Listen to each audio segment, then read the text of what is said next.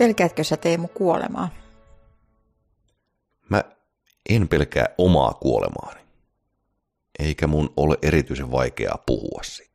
Jos leskeytymisen kokemukseni on mua jotenkin sen suhteen muuttanut, niin ehkä suhtaudun aiempaakin mutkattomammin omaan kuolemaani. Mä oon valmistellut esimerkiksi hoitotestamenttini ja puhunut sen sisällöstä mutkattomasti. Kaiken kelvollisen saa aikanaan käyttää muiden varaosiksi ja loput tuhkataan mahdollisimman edullisesti. Mutta mä en myöskään kaipaa kuolemaa. Mulla ei ole kiire kuolla, vaan toivon voivani elää pitkään ja vanhaksi. Jos jotain kuolemassani pelkään, niin sitä, miten se tulee. Sankarillinen kuolema on varmasti liikaa toivottu, mutta toivottavasti viimeiset vuoteni ovat laadukkaita ja kuolemani on nopea ja kivuton. Tätä leskeytymisen kokemukseni on saanut mut miettimään aiempaa huolestuneemmin. Ennemminkin mä pelkään muiden kuolemaa. Mä en juuri nyt kaipaisi uusia suruja ja toivoisin, että myös kaikki läheiseni ja ystäväni säästyisivät surulta. Toiveeni kariutuminen on tietysti vain ajan kysymys, sillä selvää on, että me kaikki kuolemme väistämättömästi ennemmin tai myöhemmin, ja useimmat meistä tulevat kohtaamaan kuoleman surua. Mä oon itse uskonnoton. Olen ollut sitä siitä lähtien, kun lapsena ylipäätään aloin miettiä sellaisia asioita itsenäisesti. Toki lännessä ja Suomessa kasvaneena minuun on merkittävästi vaikuttanut nimenomaan kristinusko. Mutta en siis kuitenkaan usko, että mua odottaa sen enempää paratiisi kuin helvettikään. Elämä on täällä ja nyt, ja kuolemani jälkeen minä lakkaan olemasta itselleni lopullisesti. Jos musta jotain jää elämään, niin teot ja muiden muistot. Sanotaan, että internet ei unohda. Ehkä joku kuulee tämän podcast-jakson sen jälkeen, kun minusta on jo aika jättänyt. Uskonnottomuudestani huolimatta mulla ei ole mitään niitä vastaan, jotka suhtautuu omaan kuolevaisuuteensa uskontonsa oppien kautta. Päinvastoin. Uskonnoilla voi olla arvokastakin opetettavaa kuolemasta ja surusta myös meille uskonnottomille. Ennemminkin mä suhtaudun kielteisesti tai vähintään hyvin epäileväisesti niihin, jotka tavoittelee kuolemattomuutta. Eli kaikenlaiset transhumanistit ja teknoutopistit ja muut vastaavat. Kuolemattomuuden tavoitteluun tuntuu aina ennemmin tai myöhemmin kuuluvan jonkinlainen itsensä jumalaksi muiden yläpuolelle korottaminen, ja sellainen vaikuttaa aina koituvan yleiseksi turmioksi. Vaikka uskonnottomana en kristittyjen kanssa olisikaan yhtä mieltä uskonnollisista asioista laajemmin, niin me voimme olla yhtä mieltä siitä, että me emme ole jumalia. Entä sinä, Miia? Pelkäätkö sinä kuolemaa? Mä olen seurannut usean kerran vierestä vakavasti sairaan ihmisen lähestyvää kuolemaa. Ja joka kerta mä olen tavallaan kieltänyt kuitenkin sen läheisyyden, vaikka se on ollut ilmiselvää. Ja sitten toisaalta mä olen pystynyt olemaan kuolevan ihmisen vierellä väistelemättä ja viimeiseen asti useamman kerran. Vähän ristiriitasta ehkä, mutta inhimillistä. Että vaikka mä olen sisimmässäni tiennyt, missä mennään ja että tämä tulee johtamaan kuolemaan, niin on jotenkin halunnut kuitenkin sen myös itseltäni kieltää. Ja erityisesti se oli selvää mun äidin sairauden kohdalla. Mun vanhemmat eivät halunneet puhua omasta kuolemastaan sairautensa aikana, eikä siitä paljon puhuttu mun puolisonkaan sairauden aikana. Ja ehkä siitä tulee sitten sellainen väistely puolin ja toisin, ääneen lausumaton selviytymisstrategia. Mun puolison sairauden loppuvaiheessa mulla oli kasvava tarve saada vastauksia mitä sitten kun mä kuolen. Mun puoliso Mika jatkoi mun lausetta pari päivää ennen kuolemaansa. Se tulee olemaan aluksi vaikeaa, mutta sä selviät kyllä. Mä muistan, että mulle tuli hetkellisesti noista sanoista tosi rauhallinen olo, ja se tilanne on jäänyt mulle vahvasti mieleen. Olen kuullut pariskunnista, jotka ovat puhuneet omat hautajaistoiveensa läpi jo hyvissä ajoin ennen kuoleman tiettävää läheisyyttä, ja heistä, jotka sairauden ilmaannuttua ovat ottaneet asian saman tien puheeksi. Mutta ei kuolemasta ole välttämättä helppoa puhua silloin, kun on terve, eikä ehkä etenkään silloin, kun on sairas. Ja kai siihen liittyvät asiat jää just sen takia usein puhumatta. Vaikka kuolema ei olekaan enää tabu, niin sanoo tutkija Ilona Kemppainenkin, sillä kuolemasta puhutaan tänä päivänä paljon ja monessa kontekstissa, ja silloin se ei voi olla tabu, mutta silti siitä puhuminen henkilökohtaisella tasolla voi olla vaikeaa. Eli tavallaan mä pelkään kuolemaa paljonkin. Mä en usko kuoleman jälkeiseen elämään, enkä sielunvaellukseen, en taivaaseen, enkä helvettiin, ja sikäli se osuus ei jännitä. Mutta mä pelkään luopumisen tuskaa, jos se edeltäisi omaa kuolemaa.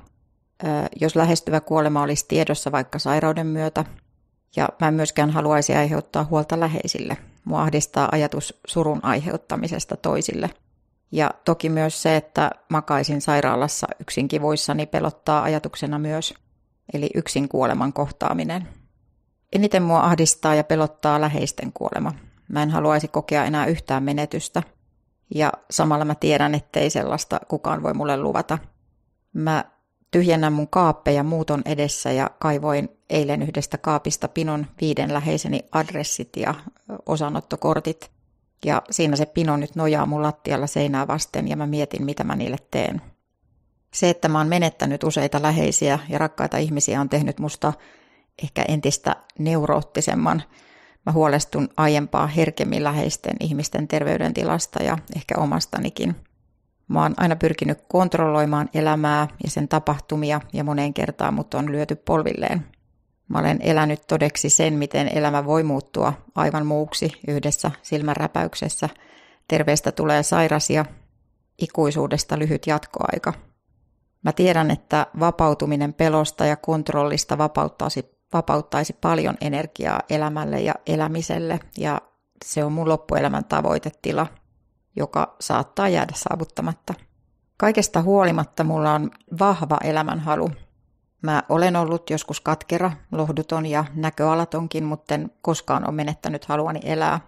Mun puolison Mikan kuoleman jälkeen mä oon tehnyt paljon sellaista, mitä mä en ehkä olisi aiemmin uskaltautunut tekemään tai uskonut tekeväni. Mä sanon tänä päivänä asioille enemmän kyllä kuin ei, vaikka välillä pelottaakin. Eli ehkä kuolema on muuttanut mua vähän. Se on saanut mut kuitenkin elämään hivenen enemmän. Keväisessä Tuusulassa nauhoitetun suruosaston 6. jakson vieraksi saatiin valtiotieteiden tohtori, sosiaalihistorian dosentti ja eritoten suomalaisen kuoleman historiaa monista eri näkökulmista tutkinut Ilona Kemppainen. Ilona on jo 4. vuosisadan ajan tutkinut muun muassa toisen maailmansodan aikaista sotasankaruutta, kuolinilmoituksia, hautajaisten, hautausalan ja hautausmaiden historiaa, hautausmaiden uudistumista sekä itsemurhien historiaa. Keskustelussa huumorintajuinen ja sanavalmis Ilona puhuu paitsi tutkijana, niin myös yksityishenkilönä. Ilona on mutkattoman suora ja avoin, ja hän käsittelee kuolemaa aiheena hyvin pragmaattisesti. Jaksossa puhutaan muun muassa kuoleman kulttuurin muuttumisesta yhteiskunnan muutosten, kuten kaupungistumisen myötä, kuoleman surun kohtaamisen ja kuoleman puheeksi ottamisen vaikeudesta sekä sosiaalisen median merkityksestä kuoleman surun käsittelyssä. Näillä puheilla siirrytään seuraavaksi kuuntelemaan Ilona Kemppaisen haastattelua.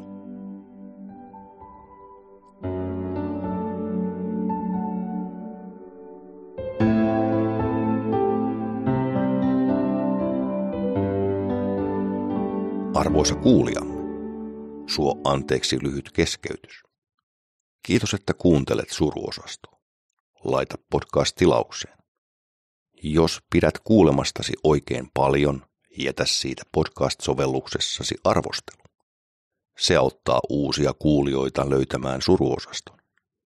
Voit myös vinkata Suruosastosta ystävillesi tai sosiaalisissa medioissasi. Suruosaston löytää Facebookista, Instagramista ja X:stä. Kiitos.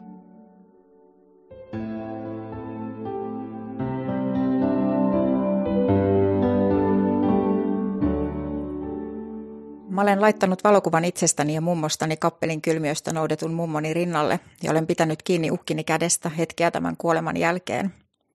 Olen elvyttänyt isääni, jonka tiesin jo olevan poissa, ja pitänyt jalkojani äitini peiton alla tämän hengittäessä viimeiset henkäyksensä terhokodissa. Viimeksi olen katsonut kuolemaa silmästä silmään sen saavuttua kotiini vuosi sitten. Tuolloin se vei puolisoni, joka sairasti aivosyöpää. Olen kuvannut kuolemaa niin, että se tulee kertomatta tai pitkän jonon jälkeen. Täyttää huoneen odottamatta kuin hyökyaalto meren. Se jättää jäljet maahan ja ilmaan, jota hengität. On vain hetken täällä ja poissa ennen kuin se tajuta kerkeät. En usko taivaaseen enkä helvettiin enkä sieluvaellukseen. Jälkimmäiseen ehkä haluaisin. Mutta uskon siihen, että meistä jää jälki. Kuoleman hetkellä elämä pakenee meistä, jättäen jäljelle violetit lautumat ja lopulta verettömät kasvot terävöityneinä ja hämyttyneinä piirteineen. Sillä hetkellä mielemme lakkaa olemasta ja me lakkaamme olemasta, mutta vain fyysisesti. Kuolema on vienyt minulta monta ja paljon, mutta ei kuitenkaan ketään eikä mitään. Kaikista kuolleista rakkaistani on jäänyt minuun jälki, joka ei huuhtoudu milloinkaan. Olen kohdannut kuoleman monta kertaa ja tiedostan paremmin kuin hyvin, että kuolema on läsnä yhtä vahvasti kuin elämä, aivan joka hetkessä. Ajattelen, että vain vapautumalla kuoleman pelosta vapautan itseni elämään. En kuitenkaan ole onnistunut tekemään sinun kauppoja kuoleman kanssa. Pelkään sitä suunnattomasti. Pelkään niin paljon, että kaikki edellä sanomani melkeinpä vesittyy. Pystyn puhumaan kuolemasta, ainakin läheisteni, omastani, en tiedä. Pelkään, mitä kuolema tuo tullessaan, henkistä kipua, menetyksen ja luopumisen tuskaa. Pelkään kuollakseni. Mä avasin edellä vähän omaa 50 vuoden aikana muotoutunutta suhdettani kuolemaan. Ja tänään me puhutaan kuolemasta. Tervetuloa valtiotieteen tohtori, sosiaalihistorian dosentti, erityisesti kuolemantutkija Ilona Kemppainen. Oli todella hienoa saada sut mukaan tähän meidän podcastiin. Kiitos, hienoa, että otitte mukaan. Sulla on ihan mielettömästi tietoa kuolemaan ja kuoleman kulttuuriin liittyen ja me sovittiin jo etukäteen, että jonkinlainen rajaus on varmasti tarpeellista. Mä rajaan keskustelua tiettyjen kysymysten ja teemojen kautta ja me tehdään Teemun kanssa tätä podcastia tietyistä lähtökohdista käsin ja sen takia tietyt teemat ja lähestymiskulmat meitä ehkä eniten kiinnostaa. Mä toivon, että paitsi että tämä olisi tämmöistä hyvää keskustelua tutkijan ja maallikon välillä, niin ennen kaikkea tämä olisi kahden ihmisen kohtaaminen meitä kaikkia koskettavan teeman eli kuoleman äärellä. Mikä sai sut Ilona aikanaan kiinnostumaan kuoleman tutkimuksesta ja millainen sun oma suhteesi kuolemaan on? Silloin kun mä 1990-luvun puolivälissä etsin gradun aihetta, mulla ei ollut semmoista selkeää käsitystä, että mitä se olisi. Ja Suomessa ei siihen aikaan kuoleman tutkimus-nimistä oppialaa ollut, niin kuin edelleenkään ei akateemisena oppialana varsinaisesti ole, mutta sitä tehdään. Ja olin kuitenkin sitten talous- ja sosiaalihistoriassa tämmöisestä ilmiötasoisesta historian tutkimuksesta kiinnostunut ja juuri tämmöistä pitkän keston aiheesta ja enemmän kuin semmoista tapahtuma- ja henkilöhistoriasta. Ja sitten tapahtui niinä päivinä, että lueskelin vanhaa perheraamattua äitini luona ja sieltä tipahti välistä kuolinilmoitus, jossa oli teksti Risto riutui riutumistaan, kuolo hiipi hiljalleen. Ja ehkä se oli jonkinlaista aloittelevan tutkijan vaistoa, koska minä en ymmärtänyt sitä tekstiä. Sellaista en ollut koskaan nähnyt. En tiennyt miksi ja missä tilanteessa semmoisia laitettaisiin. Se kuolinilmoitus oli 1920-luvulta ja tajusin, että tässä on tutkimuskysymys. Silloin kun tutkija ei ymmärrä jotain, niin se ei ole kiusallista, vaan se on lahja. Ja lähdin sitten tekemään kuolinilmoituksista gradua, Helsingin Sanomien kuolinilmoituksista, kun rajata aina pitää. Ja huomasin siinä paljon semmoisia 100 vuoden aikaisia muutoksia, erilaisia teemoja ja sille tielle jäin, että sitten lähdin väitöskirja tekemään sotakuolemasta. Ja koska se toisen maailmansodan aika erottui sieltä sitten eräänlaisena poikkeusaikana itse asiassa enemmän kuin minään suurena muutoksena. Kuitenkin tuntui, että on paljon selvitettävää ja kuten usein sanon, niin kun ihmiset kysyvät, että miksi et vaihda aihetta, niin minähän vaihdan aihetta koko ajan. Pysytään vaan semmoisessa laajemmassa aihepiirissä, jonka edes jotenkuten tunnen ja se kai lienee sallittua, että ei aloita ihan nollasta. Millainen sun oma suhtautuminen kuolemaan on? Miten sä, niin kun, jos jotenkin sitä voisit avata vielä? No omaan kuolemaan on aika lakoninen, että tulee kun on tullakseen. Ja olen myöskin vanhemmiten päätynyt ateistiksi. Moni tulee vanhempana uskoon, mutta mulla se on lähinnä ollut, että olkoon. Kun ei usko, niin ei usko. Ja toisaalta se sitten luo se tähän arkiseen elämään semmoisen aika vahvan moraalisen pohjavireen, että se on nyt tehtävä. Asiat on tehtävä nyt. Ja koska niin paljon on kuoleman kanssa tekemisissä, puhun ihmisistä, jotka on kokeneet menetyksiä hiljattain tai pitemmän aikaa sitten ja käyn läpi sitä, niin myöskin juuri se mitä ihmisestä muistetaan ja jää jäljelle, niin sitä miettii aika paljonkin. Ja ylipäänsä juuri se, että jos ajattelee muiden ihmisten kuolemaa, niin käytännön asiat osaa, mutta tiedän myös sen, että en minä rupea ennakoimaan, miltä minusta tuntuu, koska minä en vielä tiedä, miltä minusta sitten tuntuu. Kirjassa Suomalaisen kuoleman historia vuodelta 2020 sä Ilona oot yhtenä toimittajana ja siinä on artikkeli, jossa sä tarkastelet Anna Haverisen kanssa kuoleman julkisuutta ja yksityisyyttä, etäisyyttä ja läheisyyttä 1800-luvun traditionaalisen yhteiskunnan ajoista aina 2000-luvun uusmodernismin aikaan saakka. Sellainen kiinnostava ja teidän tunnistama myöskin paradoksaali ilmiö, mikä siinä kirjoituksessa tuli esiin, oli se, että samaan aikaan kuin modernissa länsimaisessa kuolemankulttuurissa kuolema siirtyi julkisesta elämänpiiristä yksityiseen elämänpiiriin, niin samaan aikaan kuolema kuitenkin siirtyi pois kotoa eli yksityisemmästä kohti julkista paikkaa eli sairaaloihin.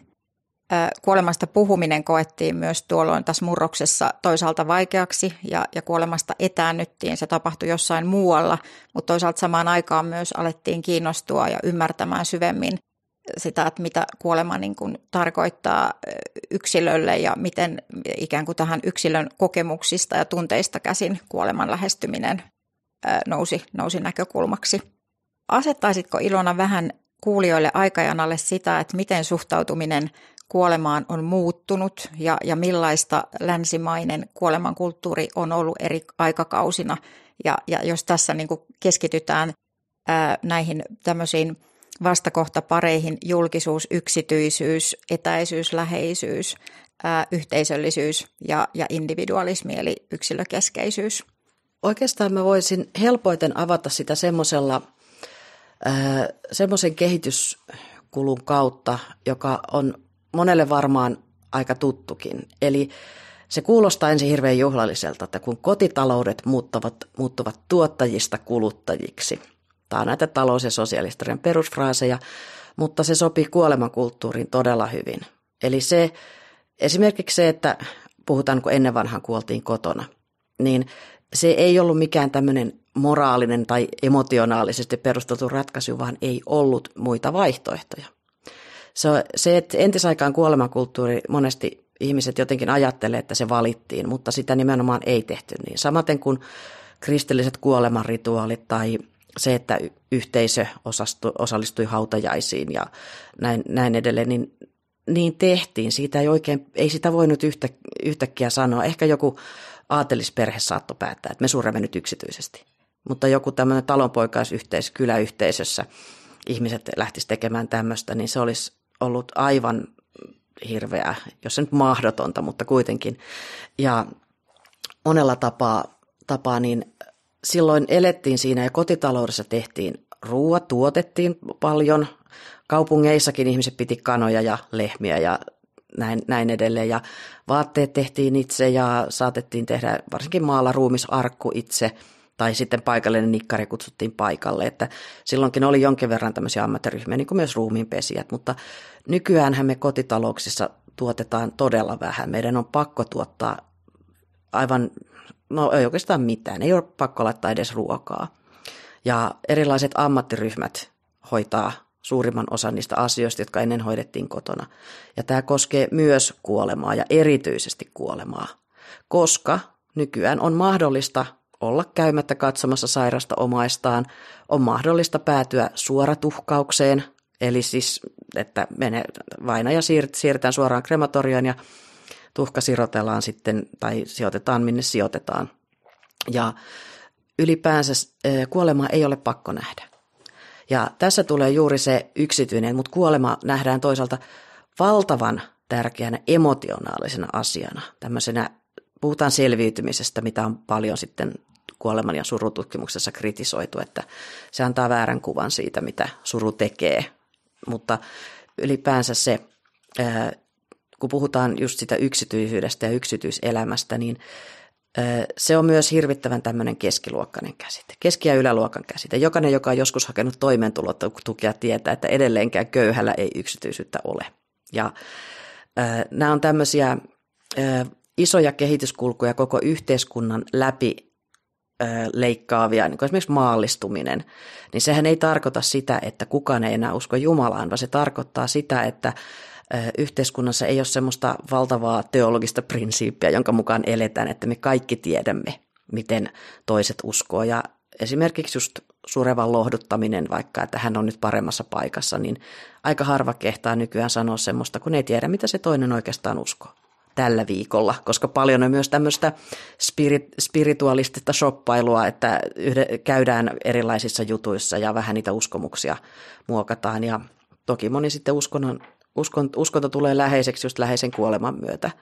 Ihan perinteinen luterilaisuuskin voi herättää voimakkaan tarpeen hakeutua kirkon piiriin, mutta noin yleisesti ottaen niin kuolemahan ei ole millään lailla erillinen asia siitä, miten yhteiskunta muuten muuttuu. Se, että se joskus halutaan mieltää tällaiseksi aika eteeriseksi asiaksi, niin se on sitä nykyajan kuoleman kulttuuria, että se tapahtuu vain ihmisten päässä ja siitä sitten koetaan ja mahdollisesti tarvitaan terapiaa tai vertaistukea tai ylipäänsä, että se on semmoinen psykologinen kysymys. Mutta jokainen, joka on läheisen menettänyt, tietää, että se on tosi paljon myös edelleen käytännön kysymys. Meidän vaan ei ole pakko itse tehdä mitään. Onko niin, että tänä päivänä meillä on jotenkin enemmän liikkumatilaa suhteessa siihen kuolemaan suhtautumiseen ja siihen, että millaisia rituaaleja jatketaan tai ollaan jatkamatta ja miten niin kuin kuoleman suruun suhtaudutaan. Tavallaan siitä tuossa kerroitkin, mutta että onko se niin kuin laaja se liikkumatila tällä hetkellä tämän päivän ihmisellä? Jossain määrin tietysti on. Siinä mielessä kyllä, että varsinkin jos henkilö itse on eläessään määrännyt esimerkiksi tietyn tyyppiset hautajaiset, niin sitä on noudatettava ja hautaustoimilakihan jo viittaa tähän, että vainajan tahto on noudatettava. Toki siellä on rajaus, että jos se on mahdollista, että jos kuolinpesä on varaton, niin ei sieltä mitään valtavia bileitä nyt yhtäkkiä järjestetä, mutta yleisesti ottaen aika usein kuolemaan suhtaudutaan lopulta sitten konservatiivisesti, että mennään niiden tuttujen rituaalien mukaan. Jos ei yhtään tiedetä, niin sitten kysytään hautaustoimistolta, joissa on aika paljon asiantuntemusta ja psykologista silmää, mutta eihän hekään nyt voi ihmisten sydämen salattuja tuntoja yhtäkkiä aavistaa, että mikä olisi ollut se oikea. Ja tämäkin monesti vähän tekee kuolemasta hankalan, että jos kukaan vaikka perheestä ei ole millään lailla kristitty sinänsä, mutta kuitenkin päädytään sitten järjestämään kristilliset hautajaiset, niin se jää valitettavasti ulkokohtaiseksi aika monelle. Ei välttämättä kaikille. Joillekin se voi olla yllättävänkin hyvä ratkaisu, en sitä toki väitä, mutta tämän takia just kuolemasta pitäisi puhua ehkä käytännön asiana enemmän.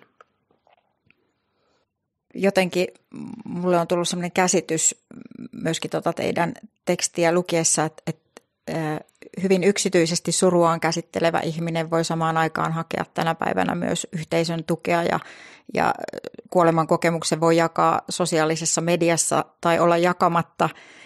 Ja sosiaalinen media on tuonut mukanaan myös sen, että tänä päivänä kuolema ja menetyksen suru, niin se voi yhdistää saman asian äärellä olevia ihmisiä, toisilleen aiemmin tuntemattomia ihmisiä toisiinsa. Teidän tässä tekstissä on tämmöinen kohta, minkä mä itse asiassa voisin lukea ihan suoraan sellaisenaan. Verkko- ja mobiiliteknologia ovat elvyttäneet aiempia yhteisöllisyyden muotoja kuoleman ympärillä ja rakentaneet aivan uusia tapoja ja muotoja käsitellä kuoleman aiheuttamia tunteita ja kokemuksia.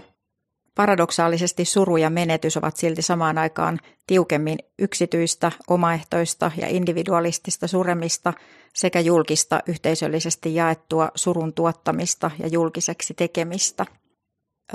Me ollaan Teemun kanssa kumpikin, niin kuin on mainittu jo moneen kertaan tässä meidän podcastista, leskiä ja meille esimerkiksi tämmöinen Facebook-sivusto, vertaistukiryhmä on ollut hyvin tärkeäkin konteksti jakaa omaa surua ja siellä mä oon huomannut, että siellä jotenkin, sielläkin on tietyt rituaalit ehkä siinä, että miten se, niin kuin se surun esille tuominen, se oma niin kuin, oman surun ilmentäminen siellä näkyy. Itsekin kun olen katsonut jälkikäteen vaikka viime kesältä niitä postauksia, niin siinä on semmoinen tietty järjestelmällisyys, että minkä tyyppistä postausta on ensin ja hyvin tyypillistä, että jaetaan esimerkiksi tietyn tyyppisiä itselle tärkeitä biisejä sinne ja sitten toisaalta valokuvia ja sitten se niin kuin muotoutuu siinä vähitellen ne sisällöt ja niissä on tiettyä samankaltaisuutta. Mutta se on ollut hirveän tärkeä ryhmä sikäli, että siellä on todella saanut olla oman surunsa kanssa juuri sellaisena kuin on ja siellä ei oikeastaan ole syntynyt semmoisia ehkä monillekin vertaisryhmille tai erilaisille sosiaalisen median ryhmille tyypillisiä konflikteja. Totta kai on tilanteita, että voidaan olla asioista vähän eri mieltä, mutta pääsääntöisesti siellä on varmaan se vahva kokemus kaikille, että voi olla aika lailla oma itsensä. Miten paljon sä tiedät, että on tutkittu näitä tämmöisiä nykyajan vertaistuen foorumeita ja minkälainen käsitys sulla on siitä, että millainen merkitys näillä on ihmisille tänä päivänä? No just tuon Anna Haverisen väitöskirja tuli 10 vuotta sitten ja siitä tietysti on jo aikaa ja nämä kehittyy koko ajan, mutta se on ihan selvää, että sosiaalinen media tarjoaa mahdollisuuden päästä helposti vertaistumaan. Varsinkin tiedämme juuri, että ihmiset kokee surun hyvin eri tavoin ja monet se ihan fyysisesti lamauttaa, että kotoa ei tule lähdettyä, niin siinä sosiaalinen media on valtavan arvokas. Ja yksi asia, jonka olen huomannut, kun moni esimerkiksi haukkuu Facebookia, mutta mulla on niin pitkältä ajalta niin tietyllä lailla rajattu kaveripiiri, kiukkaisia ämmiä ja pahasuisia ukkoja täynnänsä, hei kaverit, niin että siellä voi jakaa aika paljon erilaisia asioita ja on esimerkiksi yksi kaveri, joka on 2 vanhempaansa omaishoitanut, hän puhuu siitä paljon ja muistelee hyvin avoimesti ja kaikki tietää, se on niin kuin hänen iso identiteettiasia. Sitten mulla on kavereiksi erinäisten sattumusten kautta tullut parikin henkirikoksen uhrin omaista, joille ei meillä muita yhteisiä ystäviä, mutta he kokee, että siellä mun seinällä voi, eikä he puhu siitä, mutta että kun mä tavallaan jaan sen tyyppistä asiaa, että he kokee tulevansa nähdyksi, näin mä olen ymmärtänyt ja ihan muistakin asioista, mutta puhutaan paljon, mutta juuri tämä, että se semmoinen hyvin hienovireinenkin yhteisyys voi olla tärkeä, vaikka ei puhuisi surusta sanaakaan. Ja sitten on tosiaan se riippuu hirveästi siitä alustasta, mistä puhutaan. Että sitten on nämä täysin avoimet, kaikki näkee kommentoida, ja sitten tosiaan just joku täysin tuntematon tyyppi tulee kertomaan, että väärin surtu. Ja sitten on niin kuin, että jaaha, vai niin. Mutta että se on tavallaan sitten sen tuen kääntöpuoli. Mutta tämäkin on just, että se mikä silloin kun Annan kanssa viimeksi sitä enemmän puhuttiin, hän on siirtynyt pois tutkimuksen parista valitettavasti, niin se myöskin, että ihan semmoinen vaikka Facebook-sivun semmoinen muuttaminen muistosivuksi, niin se on tarjonnut mahdollisuuden saada esimerkiksi yhteyden näihin vainajan ystäviin, joihin ei välttämättä perheellä tai sisaruksella ollut mitään kontaktia. Ja mikä on hirveän arvokasta, koska yksi mikä monesti just voi tuntua vaikealta on se, kun esimerkiksi tai hyvä esimerkki tästä, onko se nyt Eeva Kivlen runo tämä, jossa kerrotaan, että mummot muuttuvat erilaisiksi luonnonilmiöiksi. Mä valitettavasti muistan sitä ulkoa, mutta usein jätetään kuolinilmoituksessa pois se viimeinen lause, mutta sitä ennen he ovat intohimoisia. Ja tämä on mahdollista sosiaalisen median toivottavasti hienotunteisesti, mutta kuitenkin muistuttaa myös siitä, että me olemme muutakin kuin perheeni jäseniä tai työntekijöitäkään, vaan että meillä on hyvinkin moninainen, usein pitkäkin elämä. Ja joskus ne muistot ei tietysti ole semmoisia, että vaikka lapset haluaa kuulla, mutta joskus se on tosi terveellistä myös kuulla. Että oli ihan vaikka sitten, että kalareissulla se oli tosi iloinen ja avoin ja kotona se vaan mökötti. No siihen on ollut syynsä, mutta se moni suree just sitä, että tuntuu, että vanhemman elämä on jäänyt elämättä, mutta he ei ehkä tiedä sitä kaikkea. Teidän tekstissä mainitaan myös se, että uusmodernissa nykyyhteiskunnassa kuolemasta puhuminen ei aina ole luontevaa, koska sureminen on itsessään kuolemaa suurempi tabu. Eli toisaalta niin kun kuolema ei ole enää tabu, siitä puhutaan eri yhteyksissä tänä päivänä paljonkin, mutta silti yksittäisen ihmisen voi olla vaikea kohdata kuolemaa, puhua omasta tai läheisen kuolemasta, tai esimerkiksi ammatti-ihmisen voi olla vaikea myöskin ottaa kuolema puheeksi, tai meidän voi olla vaikea kohdata toinen surun kohdannut ihminen. Mitä sä tästä ajattelet? No, vuonna 1955 brittiläinen sosiologi Geoffrey Gore julkaisi teoksen nimeltä The Pornography of Death. Ja sillä hän viittasi tietenkin 1900-luvun puolivälin tämmöiseen todella, että silloin keksittiin, että kuolemasta ei voi puhua lapsille. Lapsi ahdistuu kauheasti. Ja oikeasti hän aikuinen ahdistuu siitä, että hänen pitää puhua ahdistavasta asiasta lapselle. Nämä pitäisi aina erottaa toisistaan, että se, että mitä lapsi tuntee, ei aina ole sama kuin mitä aikuinen tuntee. Mutta se on tavallaan edelleenkin, että ihminen voi puhua kuolemasta tai seksistä. Sex and Death, hyvä kappale Motorheadilta, mutta joka tapauksessa pointtini on siinä, että niistä pitää kuitenkin puhua tiettyjä sovinnaisia ilmaisuja käyttäen, silleen siististi. Ja suru ei akuutissa vaiheessa ole sellaista. Se on monesti aika hallitsematonta. Sitä ei sureva aina itsekään tiedä, mitä sieltä suusta tulee. Toinen ei ole ehkä valmis vastaanottamaan sitä.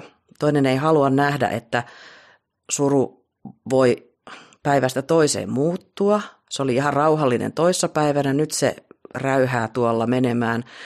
Ihmiset ei ole valmiita siihen, että se sosiaalinen tilanne ei olekaan odotettavissa ja hallittavissa. Jokainen, jolla on ollut esimerkiksi psyykkisiä vaikeuksia, tietää, että ihmiset kaikkoaa. Suru ei sinänsä ole sairaus, mutta ihmiset helposti suhtautuisi siihen samalla lailla, että kun se on niin arvaamatonta. Ja sitten jos ihminen patoaa sen sisälleen, niin voi tulla semmoinen olo, että haluaako hän tavata ihmisiä, joiden takia hän joutuu kieltämään niin paljon. Jos hän saa olla oma itsensä vain yksinäisyydessä. Kiinnostavia ajatuksia, näin se varmaan pitkälti on, mitä pohdit, että tunnistan juuri tuon, mitä sanoit, että surun äärellä sitä ei aina itsekään tiedä, että millä mielellä aamulla herää, että sitä voi olla hyvin niin kuin yllättynyt itsekin siitä, että mitä kaikkea sitä käy läpi ja no itse on ehkä ollut onnekas siinä, että vierellä on ollut ihmisiä aina joka vaiheessa, mutta on myös sanotettu mulle ääneen sitä, että ei ollut helppoa olla silloin läsnä, kun sä oot ollut siellä syvimmällä surun syövereissä. Mä mietin sellaista tilannetta, että kun ihminen esimerkiksi sairastuu ja silloin voi olla tosi vaikea puhua kuolemasta ja mietin esimerkiksi tilannetta, jossa mun omalle puolisolle oli tarjottu tämmöistä psykososiaalista tukea lähinnä, että hän olisi saanut palliatiivisen hoitoyksikön kontaktin heti aivosyövän toteamisen jälkeen, miten yleensä tämän taudin kanssa toimitaan, ja hän oli silloin jälkikäteen kuulin kieltäytynyt tästä. ja asiaan ei oltu sitten tai ei palattu enää myöhemmin, mikä tietyllä tapaa sitten tietysti on evännyt paitsi häneltä myös minulta omaisena tämmöisen psykososiaalisen tuen. Ja mä ymmärrän ihan äärimmäisen hyvin, että ihminen siinä kohtaa, kun sä saat ensitiedon siitä, että sä oot kuoleman sairas, niin vaikka sä tiedät, että kuolema on vääjäämättömästi edessä, niin ei ole välttämättä helppoa ottaa siinä kohtaa vastaan sellaista tukea, joka tuo sen kuoleman tuohon silmien eteen niin kuin konkreettisesti. Ja, mä oon miettinyt sitä, että miten tärkeää olisi. Me ollaan Teemun kanssa tätä samaa teemaa pohdittu siis yhdessä jonkin verran, että miten olisi tärkeää, että lääkärillä olisi keinoja tai eri ammatti-ihmisillä palata uudestaan tämän aiheen pariin ja jotenkin nostaa se kysymys siinä sairauden matkan varrella uudestaan esille, että se ei jäisi vaan siihen yhteen kertaan. Jääkö lääkärin taito tai taitamattomuus kohdata kuoleva potilas ja se kuoleman pelko ja lähestyvän kuoleman suru sekä sen menetyksen suru, niin jääkö se liikaa persoonan varaan, miten me voitaisiin varmistaa jotenkin terveydenhuollon ammattilaisilla, että heillä olisi enemmän taitoa ja ymmärrystä kohdata kuoleman pelkoa. On ehkä semmoinen ihan mahdollista, että se täysin niin kuin toteutuisi, mutta mitä keinoja siihen voisi olla? No, tämä menee sinänsä mun tämmöisen ammatillisen ekspertiisin ulkopuolelle, mutta olen hyvin paljon seurannut näitä keskusteluja ja yksi oikeastaan hirveän hyvä esimerkki, tämä Terhokodin EVP-johtaja Juha Hänninen kertoi, että kun hän aikanaan, en muista mistä syystä, oli muutaman kuukauden töissä tavallisella osastolla, ei siis tämmöisellä tavallisella normaalia lääketieteellistä proseduuria noudattavalla osastolla eikä saattohoidossa sinänsä. Ja hän huomasi, että hän alkoi itse noudattaa niitä sen osaston käytäntöjä, jonka olisi pitänyt tietää. Eli se toimintakulttuuri on hirveän vahva. Semmoinen yksittäinen henkilö ei voi sitä loputtomiin muuttaa. Ja sitten on yksi tuttu lääkäri, joka joskus vuosia sitten totesi, siihen on ilmeisesti tullut muutos, mutta hän hyvin nonchalantisti sanoi, että no eihän lääkärillä mitään psykologista koulutusta ole. Ja tosiaan ei se nyt enää ihan näin vissiin ole, mutta totta kai nämä on aina kiinni vähän persoonasta, mutta myöskin siitä, että miten ylipäänsä toimitaan. Ja vähän on tullut kyllä sellainenkin käsitys, oli just Helsingin Sanomissa muutama päivä sitten tällainen, kun puhutaan nyt tänä nimenomaan päivänä, kun tätä tallennamme, niin juttu, jossa tuntuu, että omaiset ehkä ei halua sitä kuolemaa kohdata. Että lääkärit alkaa olla jo valmiita siihen, että se on tavallaan kääntynyt näin päin. Ja mä mietin itse, ja tämä on nyt ihan vain yksityisajattelu, enkä kenenkään omaisen ajatuksia tiedä, mutta voisiko myös tämä eutanasiakeskustelu vaikuttaa?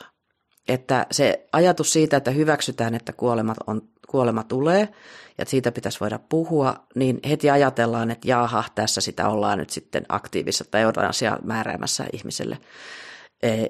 Halusi hän sitä tai ei, vaikka se todennäköisesti keskustelu ei mene niin, eikä siinä viitata siihen mitenkään, mutta se saattaa tulla semmoinen taustaoletuksena. Ja siinä kun tavallaan kohtaa myös ne sekä sen ammattilaisen että sen asiakkaan eli potilaan kykenemättömyydet. Ja tiedän itse, kun on kerran ollut hyvin vakavassa lääketieteellisessä tilanteessa, niin en sen jälkeen sano minkäänlaista henkistä apua.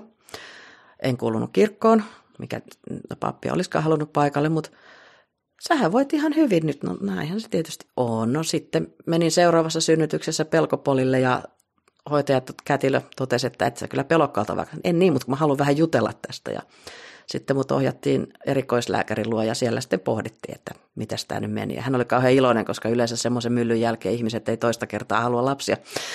Mä olenkin vähän yksinkertainen, mutta joka tapauksessa niin se on just, että kun se tuki ei välttämättä aina ole mitään terapeuttista tukea, vaan se on ihan, että niin kun tämä, mitä minussa tapahtuu, mistä tämä kaikki johtuu.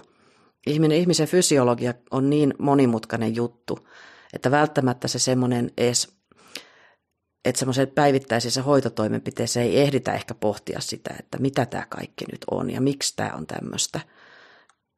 Toivottavasti ehditään, mutta voin hyvin kuvitella, mitä nyt on ollut erilaisten hoitotoimien piirissä, että se ei aina mene niin, että olisi sitä ihan tukea kokonaisvaltaista psykofyysistä.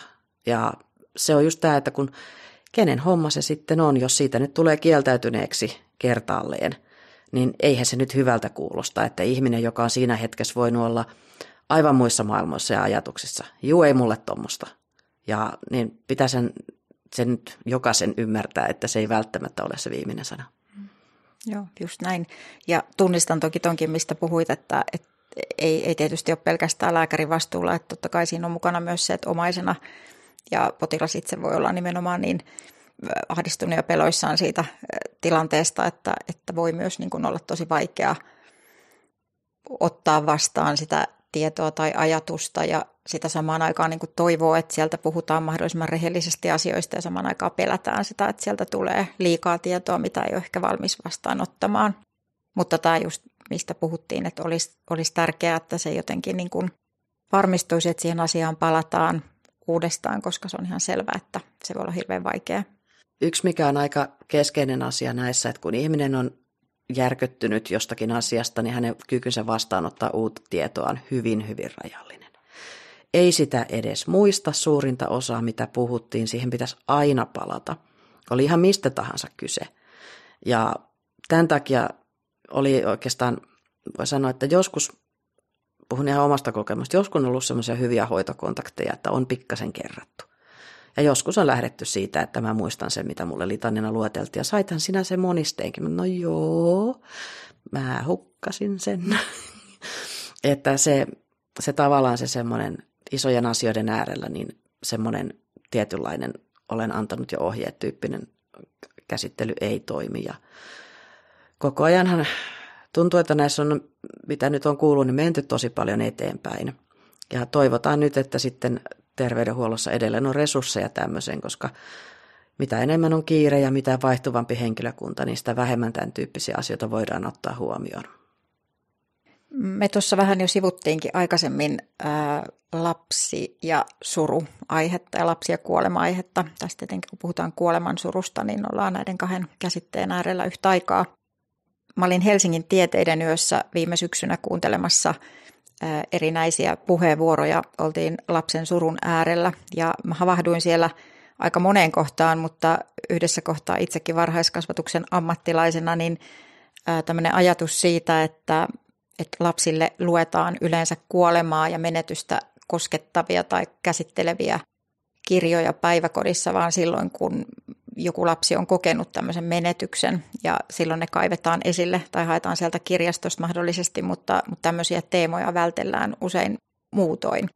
Tämä on se yksi konkreetti esimerkki siitä, että voi heittää kysymyksen, että piilotellaanko me jotenkin niin kuin surua ja kuolemaa lapsilta, vaikka se tietyllä tavalla tulee tänä päivänä esille niin kuin monenlaisten medioiden ja kuolema esimerkiksi jotenkin tämmöisenä, miten mä nyt sanoisin, vaikka tietyn tyyppisissä lapsille suunnatussa ohjelmissakin tulee esille niin kuin semmoisena arkipäiväisenä, ehkä jopa vitsinä, mutta sitten tavallaan tämmöinen niin kuin todellinen tilanne, jossa lapsi voi menettää läheisensä tai niin se jotenkin konkretisoituu vasta sitten, kun jotain on tapahtunut. Ja siellä luennolla tämän puheenvuoron pitäjä pohti sitä, että jos niin kuin lapsille tuotettaisiin sitä käsitteistöä ja oltaisiin kosketuksissa menetykseen niin kuin pitkin aikaa, niin silloin semmoisen tilanteen edessä, kun lapsi kokee menetyksen, niin hänellä olisi jo enemmän ikään kuin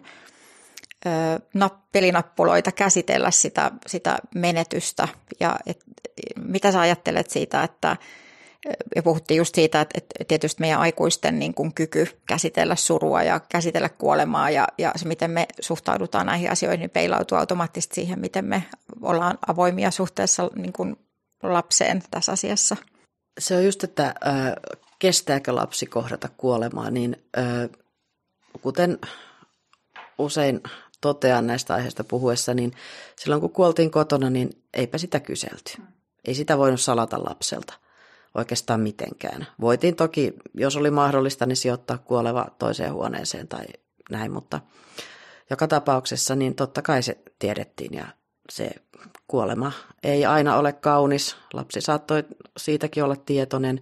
Sitten kotieläimiä oli, ja niiden kuolemat ihmisen toimestakin oli hyvin tuttuja. Ja jos ajatellaan sitä, että mikä oikeastaan lasta aina eniten järkyttää. En tiedä, 3 lapsen äiti ja olen varmaan järkyttänyt heitä paljonkin vuosien mittaan, mutta lasta aina eniten järkyttää se, että arki muuttuu. Ja jos se arki ei sinänsä muutu, vaan että aikuiset vaan alkaa käyttäytyä omituisesti, eikä ne edes kerro miksi, niin se on semmoista kauhuelokuvamatskua. Mutta tosi monissa kauhuelokuvissa soi se pelottava musiikki taustalle, niin kuin sattuu vielä mitään. Niin tavallaan mä vertaisin tätä niin kuin siihen tilanteeseen, että vaikka vanhemmalla on vakava suru vaikka oman vanhempansa kuoleman johdosta ja siitä ei puhuta oikeastaan mitään. Ja just tämä surun arvaamattomuus ja vanhempi joka on aina ollut hyvin lempeä, saattaa tiuskia yhtäkkiä ja sitten mennään hautajaisiin ja siellä ihmiset käyttäytyy myöskin omituisesti ja puhutaan kummallisia ja jos kukaan ei selitä mitään, aivan varmasti on traumaattista. Ja just kysymys, että voiko lapsen ottaa hautajaisiin. No voi, jos lapsi suunnilleen tietää, mitä siellä tapahtuu. Ja just ylipäänsä se, että voiko lapsen ottaa mihinkään.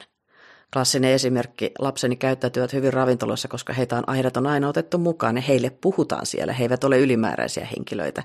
Sama hautajaisissa. Lapsi käyttäytyy todennäköisesti ihan kohtuu hyvin, jos hänelle kerrotaan, mitä tapahtuu ja miksi asiat tapahtuu. Mutta pystyykö aikuinen siihen? Voiko häneltä vaatia sitä? Eli siihenkään kysymykseen ei ole yksiselitteistä vastausta.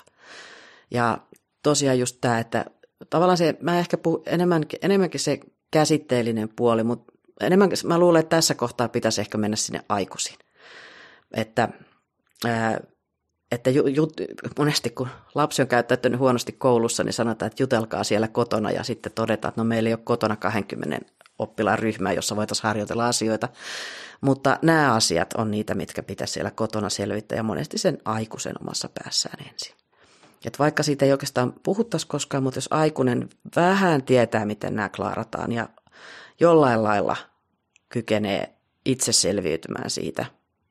Tai sitten mahdollisesti, jos on tosi vaikeaa, että lapset menee vaikka sitten jollekin sukulaiselle joksikin aikaa. Tämmöistäkin on tehty.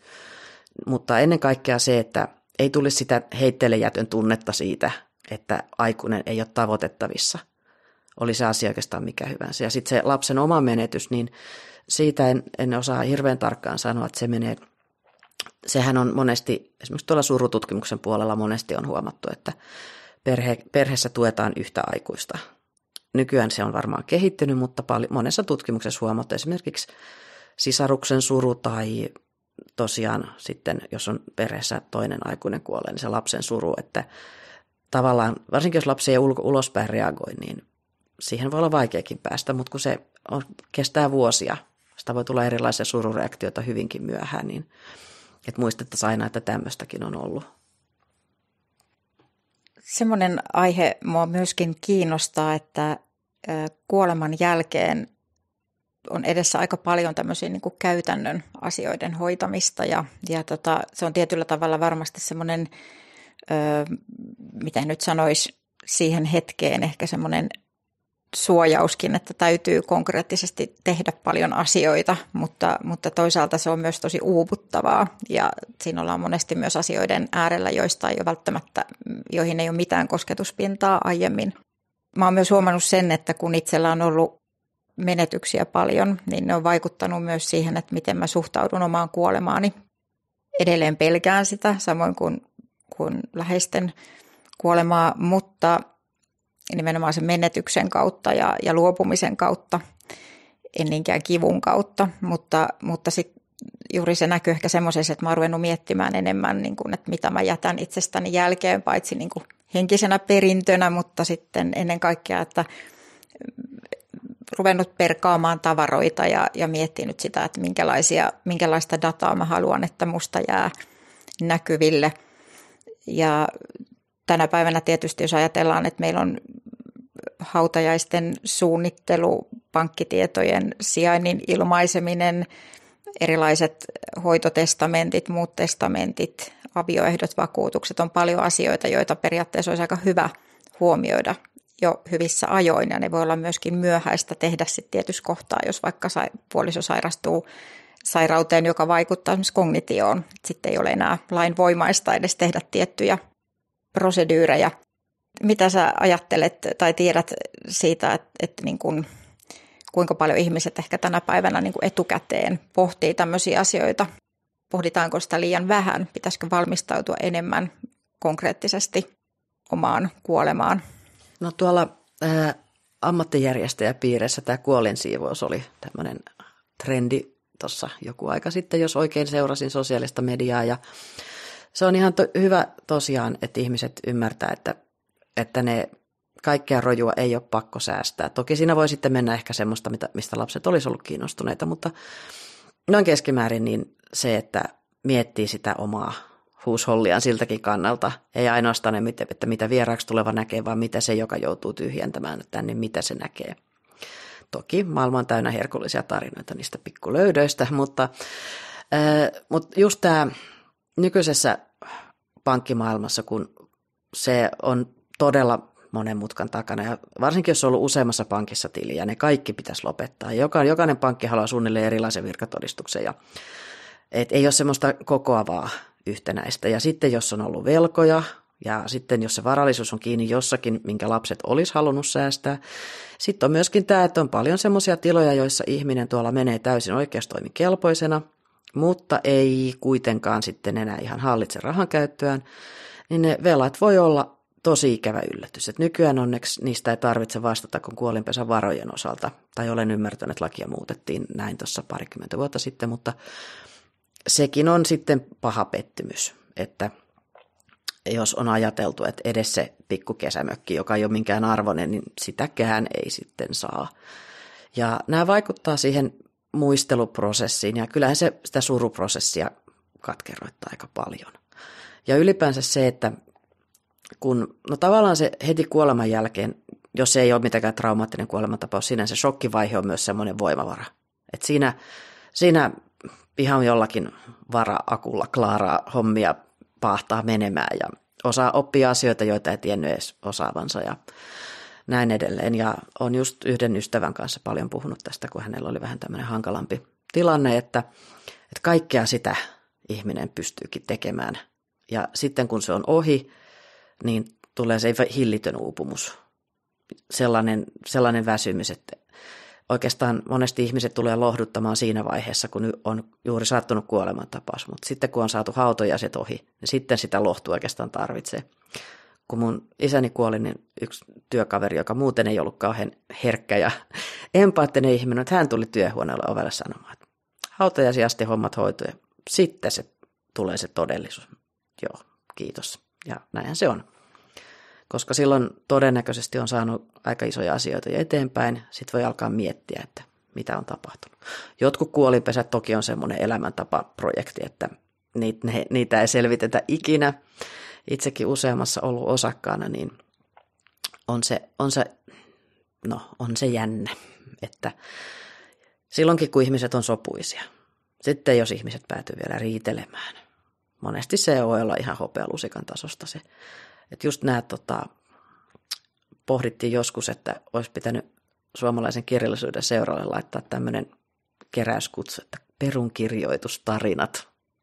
Siinä on vaan se vika, että kun siinä tulisi aina väistämättä tietoja ihmisistä, joita ei voi koskaan julkistaa, ja niiden pitäisi olla kuitenkin tutkijoiden käytettävissä, mutta se voisi olla aika jännä projekti, mitä kaikkea siellä on tapahtunut ja mitä kaikenlaista kuolinpesissä onkaan muhinut ja näin edelleen. Toi on hyvin, hyvin tunnistettavaa, mitä tuossa alussa puhuit just siitä, että miten sitä käy vähän niin kuin vara-akulla heti kuoleman menetyksen jälkeen. Että muistan itsekin parissa päivässä järjestäneeni hautajaiset ja monta asiaa laittaneeni vireille. Ja sitten tosiaan se semmoinen ristiriita myös siinä, että samaan aikaan kun haluaisi laskeutua vain siihen hautajaisten niin kuin järjestämiseen ja suruun, niin sitten täytyy myös niin kuin ottaa vastaan saldotodistuksia ja miettiä hyvin maallisia ja nimenomaan rahaan liittyviä asioita, ja siinä on välillä aika ristiriitaisessa mielentilassa, ja niin kuin kuvasit tuossa, niin se tuo omat twistinsä sitten varmasti, että jos paljastuu jotain yllättävää sieltä taustalta, niin se tuo semmoisen ristiriidan myös siihen tunteisiin, että miten suhtautuu myös siihen menetykseen. Vielä tähän loppuun mä haluaisin pohtia sellaista, tai itse asiassa sitä nyt tässä on jo käsiteltykin vähän, sä oot sanonut itsekin sen, että sulla on kuoleman kokemuksen myötä muuttunut ajatus siitä, tai sä suhtaudut elämään niin, että elämä on tässä ja nyt, ja että asiat pitää tehdä juuri nyt, eikä vasta huomenna. Mä olin viime viikonloppuna 50-vuotisjuhlissa, joissa sankarille pidettiin monta hienoa puhetta. Hienoksi ne teki se, että niissä kerrottiin hyvin avoimesti siitä, miten tärkeä ihminen ja rakas ihminen hän on ollut monelle ihmiselle tai on edelleen. Ja mä ajattelin mielessäni ja sanoin sen myös ääneen sekä sankarille itselleen että myös puheiden pitäjille, että oli hienoa kuulla, että jollekin ihmiselle sanotaan tämmöisiä asioita ääneen silloin, kun hän on vielä elossa, eikä vasta sitten arkun äärellä.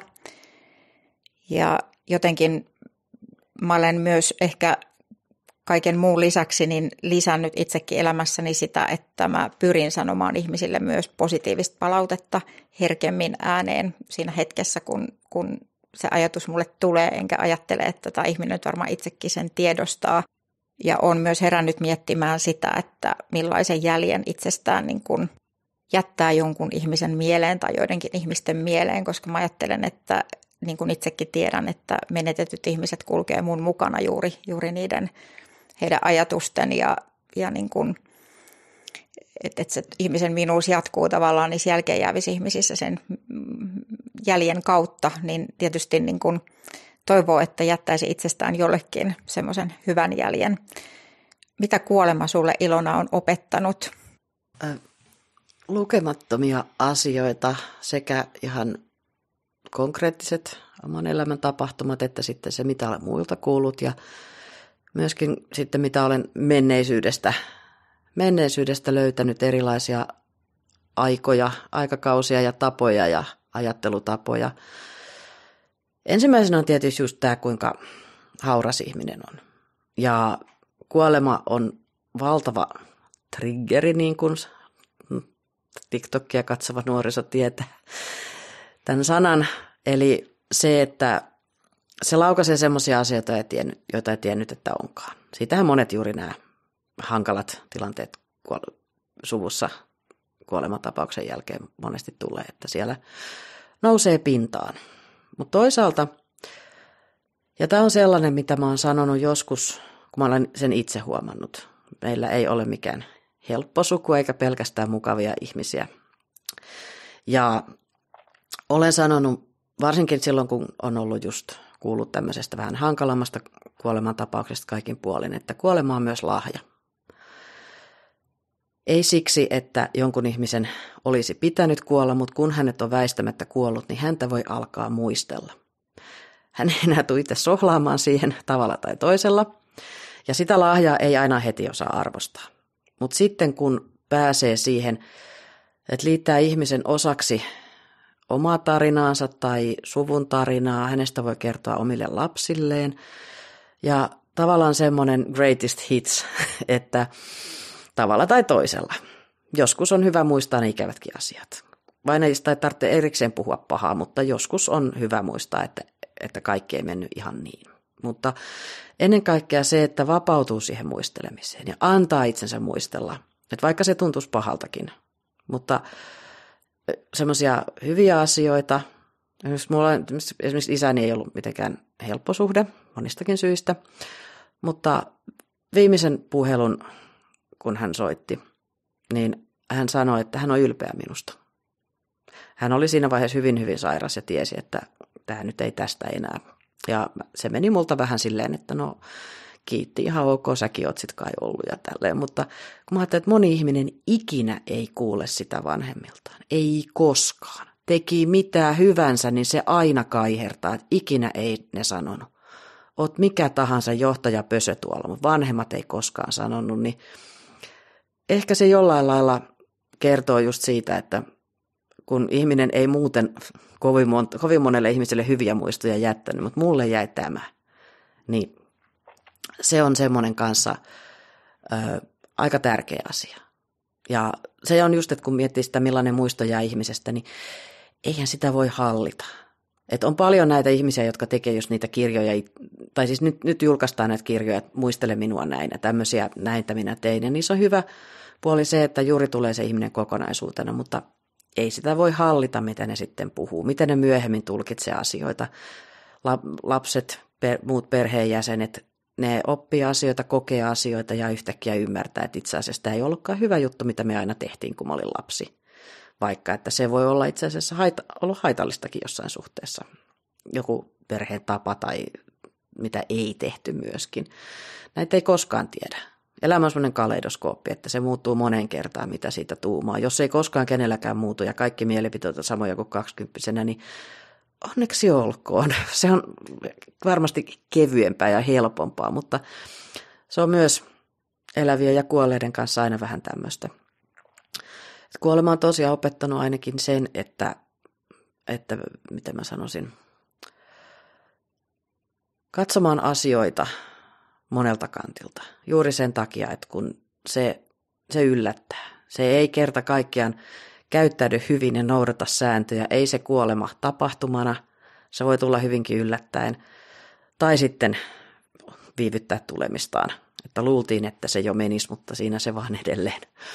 Ja siis ei niin, että se olisi huono asia, mutta että se on aika stressaavaa sitten omaiselle, jos toinen sairastaa pitkään. Että niin, se on, kun puhutaan ristiriitaisista tunteista, niin yksi on myös tämä, että se sairastamisen seuraaminen, mukana oleminen, niin eihän se helppoa ole.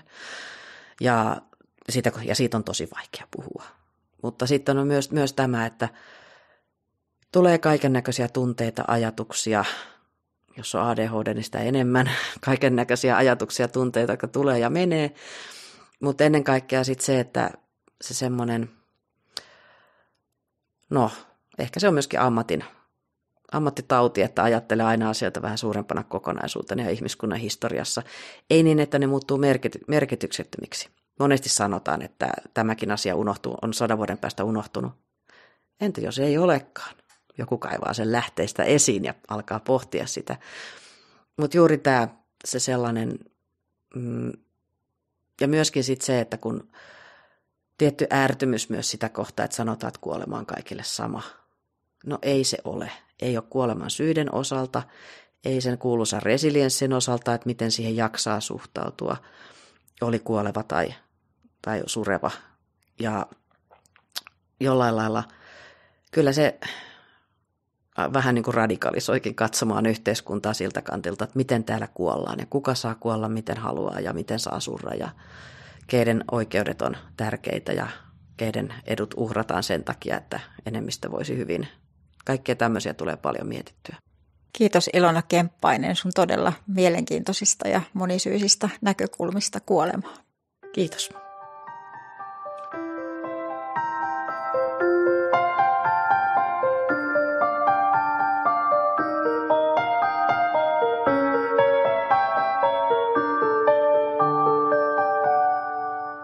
Jos kuolema olisi hiljainen hetki, joka viipylen vierelles tulee, tai jos se ois keväinen tuuli, joka kaarnosta venettä puolee.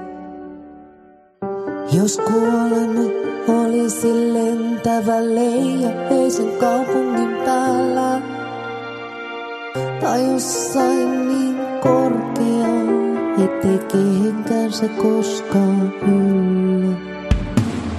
Mut se tulee kertomatta tai pitkän jonon jälkeen. Täyttää huoneen odottamatta, kun hyöky aalto mereen. Se jättää jäljet maan ja ilman, jota hengität. On vain hetken täällä ja poissa ennen kuin sä tajuta kerkiää.